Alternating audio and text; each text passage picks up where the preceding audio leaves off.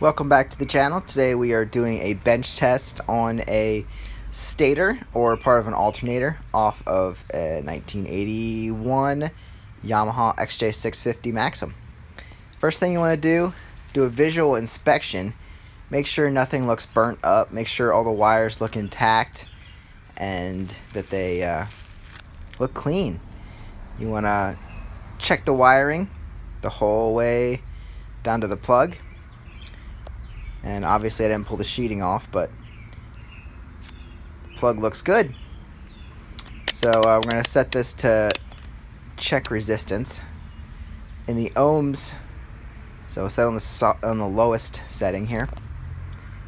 And what we're going to look for is just the same reading, testing from each lead here. And they all just need to be right in pretty much the same area, and that'll tell us that there's no loose connections or anything. So here saying it's reading 8. Sorry, my angle's not great. This is also reading 8 between these two, and we'll check the last two. That's reading 0.8 also. So that's showing me that all three of these connectors are solid. Let's recheck that one. Now I think the spec reading on this is about 4 to 7, but since they're all the same, we can guess that this one is good. We can't test it for output because it's not running on the bike,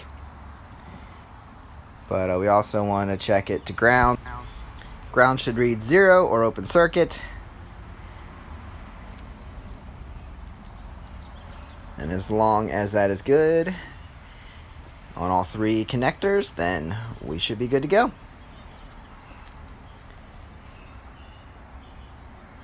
And it is showing zeros. So there you go. Good working bench test on a Stator. Thanks for watching. Subscribe. See you later.